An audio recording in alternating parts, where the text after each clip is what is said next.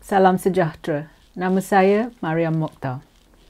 Pemimpin dan kerajaan Malaysia amat lemah dan tidak fikir masa depan negara. Yang korup diberi pelbagai peluang. Yang elit melihat kekayaan mereka meningkat.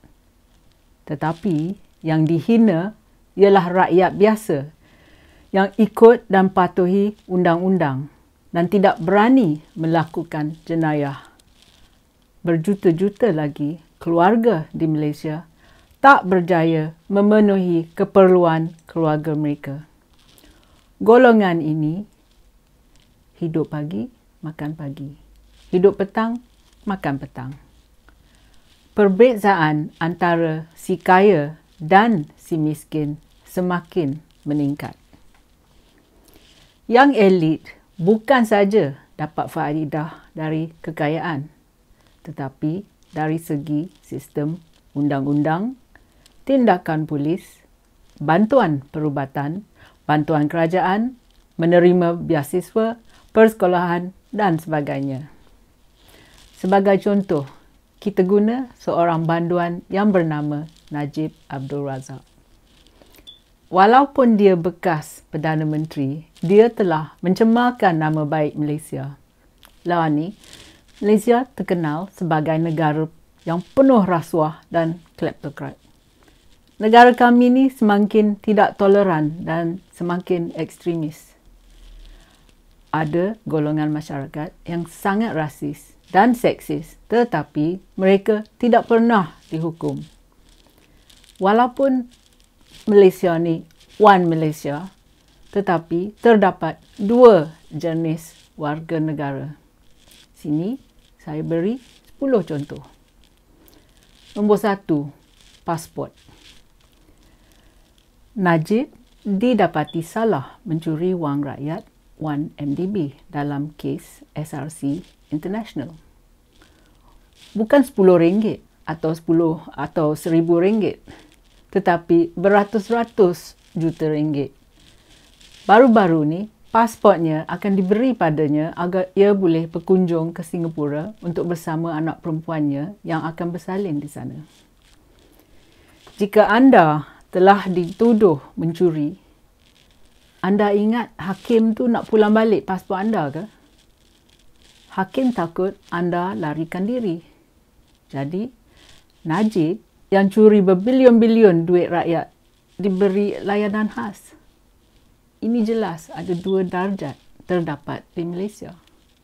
Satu untuk orang elit dan satu lagi untuk rakyat biasa. Yang berduit dan elit boleh buat sesuka hati dan setiap keperluannya diberi, tetapi yang miskin tetap menderita. Nombor 2, proses rayuan. Kita mewarisi sistem perundangan Inggeris. Sepatutnya Najib yang didapati bersalah mencuri wang MDB harus dipenjara dan membuat rayuannya semasa ia dalam penjara. Najib bukan hanya mencuri wang rakyat, dia juga pembohong. Ia cuba meyakinkan penyokongnya yang mudah tertipu bahawa dia tidak bersalah atas kesemua tuduhan. Kalaulah Perdana Menteri yang korup dari England, Amerika ataupun negara barat telah diberi layanan istimewa seperti Najib, ramai orang akan turun ke jalan dan membantah tindakan yang bodoh dan tidak adil ini. Mereka tidak akan berhenti sehingga si korup, tak kisahlah bekas Perdana Menteri ataupun anak raja, telah dipenjarakan. Ini menunjukkan yang ada satu peraturan untuk elit, walaupun pembohong dan pencuri, dan satu lagi sistem untuk rakyat biasa di Malaysia. Nombor 3, cukai. Kalau anda tak bayar cukai anda, walaupun RM10 saja, kerajaan akan bambu anda dengan notis pembayaran. Kena saman lah, kena jadi bankrupt lah, pasport ditahan dan anda akan menderita. Najib hutang cukainya sebanyak 1.7 bilion ringgit. Dari fakta ini, saya ada 3 soalan. Cukai sebanyak itu, berbilion-bilion ni, bermakna pendapatannya sekurang-kurangnya 6.5 bilion. Ia mampu beli beg Birkin, beli barang kemas, rumah mewah di luar negara, melancong ke sini sana. Tapi bayar cukai tak mampu pula. Jadi, macam mana Perdana Menteri kumpul duit sebanyak itu? Sistem pencukaian Malaysia berkata, bayar dulu, berunding kemudian, pay first, talk later. Mengapa Najib tidak mengikut peraturan ini? Macam mana Najib boleh buat pelbagai rayuan supaya ia tidak bayar cukainya? Rakyat biasa tak diberi layanan yang sebagus ini. Orang biasa dijadikan bankrupt dan pasport ditahan oleh immigration. Tetapi kes Najib macam mana? Minggu lepas, pasportnya dikembalikan. Orang biasa mana tak marah? Jangan duduk diam ya. Bertindaklah supaya sistem 2 darjat ni tidak menghancurkan masa depan kita, anak kita dan cucu kita. Nombor 4. Tangkapan dan tindakan polis. Bertahun-tahun ya rakyat cari bukti yang Najib mencuri duit rakyat, iaitu duit 1MDB. Polis menentang. SPRM buat lembab. Peguam negara semasa tu buat buta. Ahli politik kata Najib terima dana dari anak Raja Saudi. Semua tu penipuan. Tapi bila Nur Sajat melarikan diri ke Thailand, polis bertindak dengan serta-merta nak tahannya. Immigration cepat membatalkan pasport Nur Sajat. Bila Pastor Raymond Koh diculik, polis enggan bertindak dengan serta-merta. Bila anak Indira Gandhi dari Ipoh diculik oleh bapanya, sampai sekarang ni polis enggan bertindak mencari anaknya. Kan saya kata ada 2 darjat di Malaysia. Rakyat biasa mesti berjuang untuk membawa perubahan di Malaysia. Nombor 5. Anak bini. Najib dan isteri Najib, iaitu Kak Ros, dapat pasport kerana anak perempuan mereka akan bersalin di Singapura. Jadi, di Malaysia ni tak ada pakar doktor bersalin ke? Najib tak percaya pada doktor Malaysia ke? Hospital Malaysia ni tak bagus ke? Lawatan ke Singapura adalah dalih supaya Najib dan Kak Ros dapat berjalan seperti orang yang bebas. Tetapi yang lebih penting ialah Najib dan Kak Ros menghina rakyat Malaysia. Contoh nombor 6, duit parti.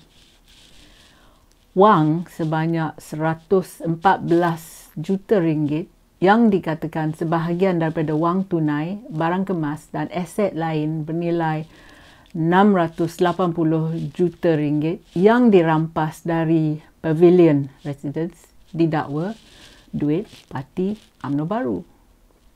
Tetapi sekarang wang ini dikembalikan pada UMNO Baru dan Najib. Mengapa Syed Saddiq dituduh di mahkamah kerana dikatakan mengguna duit parti sebagai pecah amanah? Mengapa Syed diperiksa secara teliti tetapi Najib tidak pula? Boleh tak pihak SPRM beri keterangan yang jelas? Contoh nombor 7. Rakan korupsi dapat layanan istimewa. Mereka yang mencuri duit rakyat ialah pengkhianat. Tetapi ahli politik yang curi duit rakyat dan ahli politik yang korup masih bebas. Ini bukan keadilan. Ini menunjukkan yang pencuri dari golongan elit dapat layanan khas. Sekarang, pasport ahli politik diberi balik pada Zahid Hamidi dan beberapa orang lain. Musa Aman yang didakwa atas pelbagai tuduhan telah dibebaskan. Ini lagi satu kes antara dua darjat. Mana dia keadilan untuk rakyat biasa di Malaysia ni? Contoh nombor 8. Wang yang dirampas dikembalikan. Wang yang dikatakan duit parti UMNO baru dikembalikan pada UMNO baru dan juga pada Najib. Semasa perbicaraan, ada dakwaan bahawa UMNO mempunyai akaun rahsia yang tidak diaudit untuk menerima sumbangan politik. Pada bulan Jun tahun ini, wang itu dikembalikan ke UMNO baru dan Najib kerana ada masalah teknikal. Masa dulu, ramai orang kecewa bila bekas Peguam Negara Tommy Thomas kata yang kaki tangan Dewan Pendakwaan tidak berpengalaman untuk kes-kes yang sangat teknikal. Jelas betul yang Tommy Thomas telah bercakap benar. Satu soalannya, kalau wang ini, wang yang sebanyak 114 juta ringgit ni dikatakan wang parti, mengapa duit ini tidak dipegang oleh bendahari parti? Dari mana datangnya duit tersebut? Mana dia buktinya atau penjelasan yang menunjukkan sumber wang ini? Ahli politik gunakan alasan duit politik bagi melepaskan diri dari hukuman. Contoh nombor 9. Pencuri yang elit. Kalau anda curi makanan kerana terdesak nak beri makan untuk anak, anda akan ditahan polis, didakwa dalam mahkamah dengan secepat mungkin. Selepas itu, anda akan dipenjarakan. Tetapi, orang seperti Najib yang elit, korup dan angkuh diberi layanan istimewa. Ia curi wang NDB, iaitu wang rakyat. Tapi, polis lembab bertindak. Peguam enggan nak dakwanya. Ahli politik UMNO baru dan kroni kata tak ada bukti dan tetap sokongnya. Lepas kemenangan harapan di PRU 14 pada tahun 2018, baru itulah Najib dibawa ke mahkamah. Tetapi Najib dan peguamnya cari pelbagai dalih nak menangguhkan kesnya. Nombor 10. Contoh nombor 10. Rumah mewah di luar negara. Sebahagian duit yang dicuri dari 1MDB telah diguna oleh anak Najib untuk membeli rumah mewah, membuat filem dan sebagainya. Pandemik coronavirus menyebabkan ramai orang hilang kerja dan tidak mampu bayar sewa rumah. Selama ini, apa dia hukuman terhadap mereka yang mencuri wang rakyat? Rakyatlah yang hidup sengsara. Yang mencuri dapat lagi enjoy duit rakyat yang mereka telah curi. Pasport pula dipulangkan supaya mereka boleh melancong merata dunia dan enjoy duit kecurian tu. Wang dan harta yang dirampas oleh polis dipulangkan. Mana dia keadilan? Najib pernah berkata, cash is king. Dengan wang, dia boleh buat sesuka hatinya. Adakah ini yang anda mahukan untuk negara anda? Apa yang hendak dibanggakan dengan orang yang gila duit tetapi tidak ada maruah, tidak ada integriti dan kehormatan diri sendiri? Dia menghina rakyat biasa. Orang macamnya sanggup mengorbankan nilai tata tertib. Itulah sebabnya negara kita dan terutama sekali orang Melayu telah lingkup.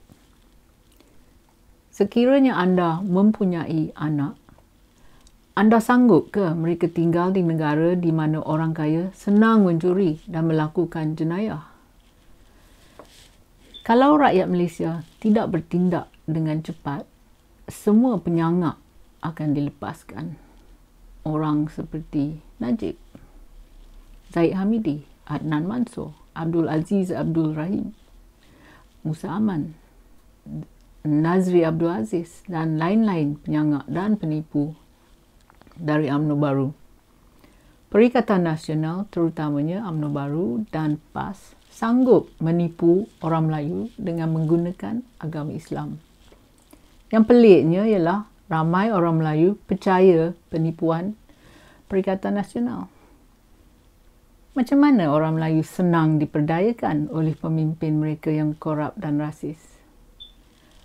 Anda boleh bertindak sekarang juga supaya pencuri-pencuri dari UMNO Baru tidak dibebaskan. Terima kasih kerana sudi menonton. Jumpa lagi.